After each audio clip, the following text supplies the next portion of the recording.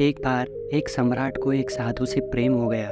यह जापान की घटना है। सम्राट अपने साम्राज्य का चक्कर लगाता रहता था, हर रात अपने घोड़े पर। वह प्रतिदिन ऋषि को एक पेड़ के नीचे बैठे देखता था, अपने तरीके से खुश। कभी नाचता है तो कभी बांसुरी बजाता है, कभी कोई गाना गुनगुनाना और कभी कभी चुपचाप बैठे रहते हैं। आकाश में तारों को देखना। जब भी सम्राट उस रास्ते से गुजरता था, वह हर बार रुक जाता है। वह अपनी छवि को देखने से खुद को रोक नहीं सका।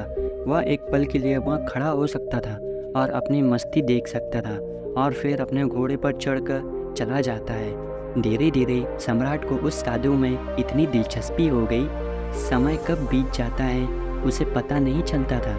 और वह दूर झाड़ी के पीछे खड़ा रहता और उस साधु की मस्ती करता देखता था, और मज़ा ऐसा कि खुद ही खुशी खुशी माहौल लौट आए हों। अब तो यह उनका रोज़ का काम बन गया है। लेकिन उस एक दिन वह इतना भावुक हो गया कि वह जाकर साधु के चरणों में गिर पड़ा और बोले, महाराज, मैं तुम्हें अब यहाँ नहीं रहने दूंगा। वर्षा ऋतु निकट है, यह एक पेड़ है। बरसात के मौसम में तुम इस पेड़ के नीचे कैसे रहोगे? महल में आओ और मुझे आशीर्वाद दो, मुझे सेवा करने का अवसर दो।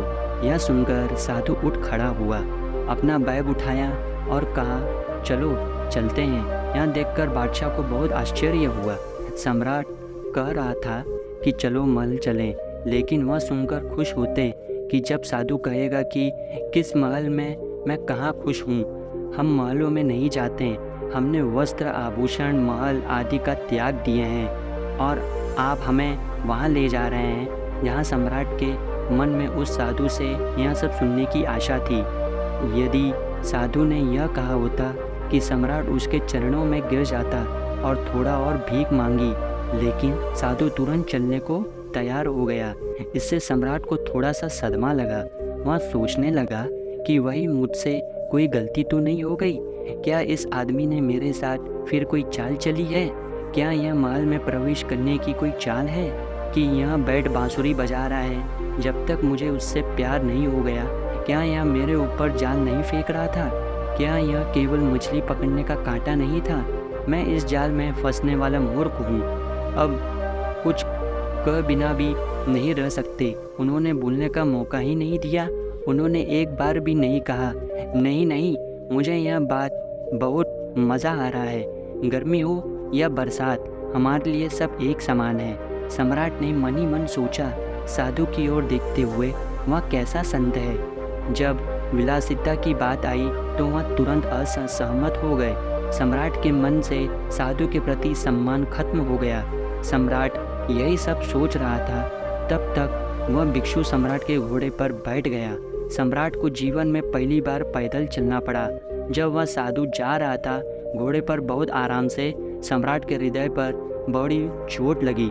वह अपने आप को कोसने लगा कि मैंने तो जल्दी कर दी इस साधु को पहचानने में, मुझसे बहुत बड़ी भूल हो गई।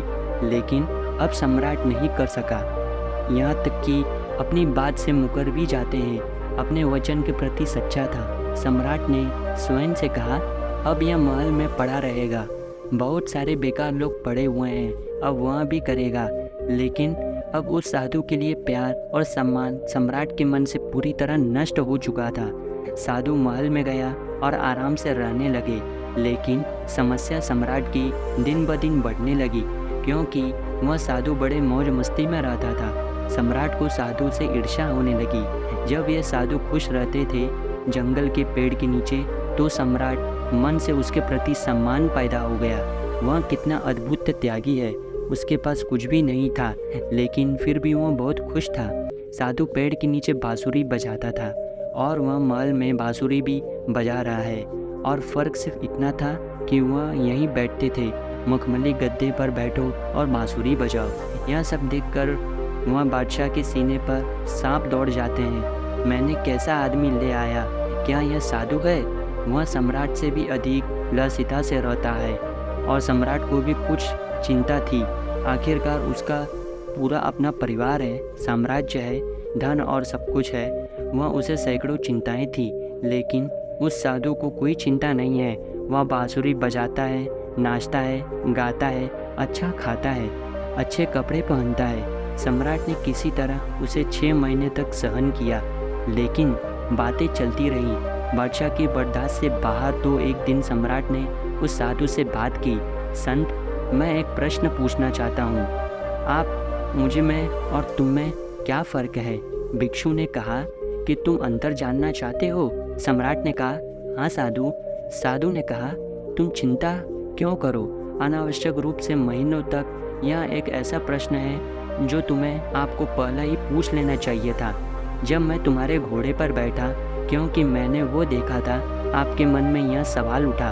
पर उस वक्त जब मैं तुम्हारे साथ बैग लेकर चला था, मैंने उसी वक्त तुम्हारा चेहरा पढ़ा। यह सवाल उस वक्त आपके मन में था। तुम बेवकूफ़, 6 महीने तक आपने अपनी छाती पर क्यों जलाई बिना किसी कारण? वहाँ पूछा होगा। मैं अपनी बैग रखकर उसे पेड़ के नीचे बैठ जाता। कैसी झिकझिक और किस बात की शर्म। लेकिन मैं इंतज़ार कर रहा हूँ कि आप कब से पूछेंगे। फिर कल सुबह मैं तुम्हें अंतर बताऊँगा। लेकिन हाँ, मैं शहर कर बाहर जाकर बताऊँगा। अगली सुबह सम्राट जल्दी उठ गया। वह यह जानने को उत्सुक था कि फिर क्या अंतर है। सम्राट ने सोचा कि इससे क्या फ़र्क पड़ता है। मैं कुछ नहीं सोचता। वह वही खाता है जो मैं खाता हूँ और मुझ में ज़्यादा की मांग करता है। यह ले आओ, वो ले आओ। जिस कमरे में मैं रहता हूँ उससे भी अधिक आलीशान कमरे में रहता हूँ। मैं 2 या 3 नौकरों से काम चलाता हूँ और यह पूरा दिन 15 से 20 लोगों को व्यस्त रखता है। उसकी ज़रूरतों का कोई अंत नहीं है। मांगता रहता है, फैंसी कपड़े पहनता है। जो भी उसे देखेगा समझ जाएगा कि वह मेरा मंत्री है। ऐसा प्रतीत होता है कि इस महल का सम्राट स्वयं ही है। कम से कम महल के बाकी लोग तो मुझसे डरते हैं, लेकिन इसकी आंखों में डर जैसी कोई चीज़ नहीं है। वह तो बांसुरी ही बजाता रहता है दिन भर अपनी ही मस्ती में। सम्राट तो साधु के कक्ष में पहुँच प्रातःकाल वहाँ पहुँच गए और उसे जो देखा वह हैरान कर देने वाला था।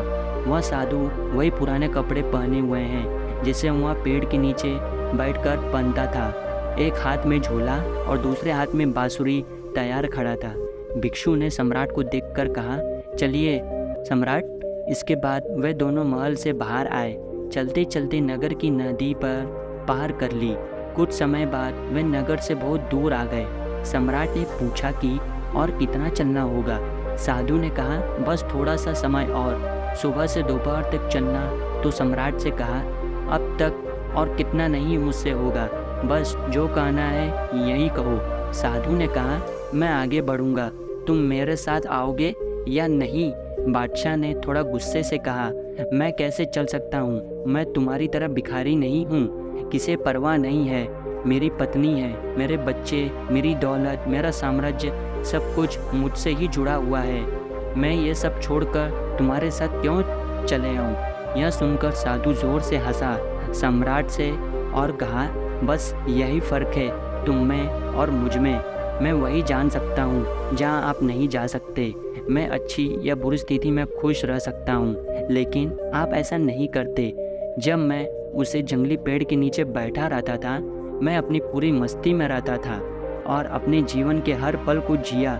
जब मैं महल गया तो वही भी रहा।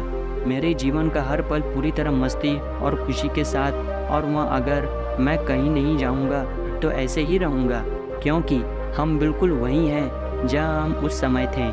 हमारा शरीर और मन हमेशा एक साथ रहते हैं। हम अपने अतीत के बारे में सोचकर ना तो पश्चाताप करते हैं, न ही कल की चिंता में अपना आज बर्बाद करें। हम केवल आज में रहते हैं, क्योंकि हम समझ चुके हैं कि ज़िंदगी आज में है, अभी और इस क्षण को जीने में ही है। बस यही फ़र्क है तुम में और मुझ में। आप परिस्थितियों को चलाते हैं और हम परिस्थितियों को चलाते रहते हैं। और चाहे आप खुश हो या दुखी, आपके जीवन की घटनाओं पर निर्भर करता है। लेकिन हमारे लिए यह घटनाएं जीवन का एक हिस्सा मात्र है, जिसे हम बिना विचलित हुए छोड़ देते हैं। थोड़ा सा भी हमें चोट न लगे इसकी चिंता है, न ही अच्छे दिनों में अति प्रसन्न। हम तो हर स्थिति में खुद को शांत और स्थिर रखते हैं, क्योंकि हम जानते हैं कि कोई भी दुख हमेशा के लिए नहीं होता, न ही खुशी। हम किसी भी स्थिति में हमेशा आनंद लेते हैं। अचानक सम्राट को एहसास हुआ कि उसने क्या किया है। ऐसे अद्भुत व्यक्ति को खो दिया। साथ रहा उसे 6 महीने के लिए और ये एक दिन भी सत्संग नहीं कर सके। मैं क्या सत्संग करता हूँ। मेरे मन में यही चल रहा था कि वह तो बहुत साधारण आदमी निकला या सोने की पॉलिश वाला नकली सिक्का निकला, लेकिन अंदर से वो मिट्टी निकला। यह सब विचार आते ही सम्राट ने तुरंत साधु के पैर पकड़ लिए और बोला कि हे महाराज, मैंने आपको आगे नहीं जाने दूंगा। साधु ने कहा, देखिए मुझे कोई परेशानी नहीं है, यह तो तुम्हारा घोड़ा है, मैं फिर उस पर बैठूंगा और फिर महल में वापस जाऊंगा, लेकिन तब तुम मुसीबत में पड़ोगे। यह सुनकर वही विचार आया सम्राट के मन में। फिर ओहो, उन्होंने इसे फिर सहजता से स्वीकार कर लिया। साधु ने गौर से देखा कुछ समय के लिए सम्राट की नज़रों में और कहा कि लेकिन नहीं, अब मैं वापस नहीं जाऊंगा, क्योंकि फिर तुम नहीं सुधरोगे, तुम फिर मुसीबत में पड़ जाओगे और तुम मुझसे फिर ईर्ष्या होगी और निराशा परेशान रहोगे। हमारा क्या है, हम तो साधु हैं, हमारे लिए महल और जंगल सब एक समान है, हमें कोई दिक्कत नहीं है, क्योंकि जिसे दिक्कत है वह साधु नहीं है। वन में मेरी बांसुरी बजेगी जैसे यह महल में रहता था और खेलना जारी रखूँगा। इतना कहकर वह ऋषि वहाँ से चले जाते हैं और सम्राट वहीं खड़ा रहा। साधु को जाते हुए देखना। दोस्तों, इस कहानी से हमें 2 बातें को सीखने मिलती हैं। सबसे पहले तो इंसान किसी भी चीज़ का सम्मान तभी करता है जब तक उसके पास वह न हो। फिर उस व्यक्ति के पास वह वापस आने के बाद व्यक्ति उसे उचित सम्मान देना बंद कर देता है और तब उसे अपनी गलती का एहसास होता है। जब तक वह साधु उस व्यक्ति उसके जीवन से चले जाए, जैसे वह साधु बड़ा त्यागी लग रहा था और उस सम्राट के लिए महान, जब तक वह जंगल में रहा। जैसे ही वह सम्राट के साथ महल में गया, सम्राट ने उसका तिरस्कार किया और उससे दूर जाने की कोशिश की, लेकिन जब वही साधु सम्राट से दूर चला गया, सम्राट ने उसे उपयोगी पाया। इसीलिए किसी भी इंसान को अपना बना लो बहुत ध्यान से सोचने के बाद, और जब यह तुम अपने हो तो उसे ठुकराओ मत, और फिर परिस्थिति चाहे कैसी भी हो हमेशा खुश रहो, बिल्कुल साधु की तरह जो जंगल में उतने ही आनंद से रहते थे, उतने ही खुशी से जैसे वह महल में रहता था।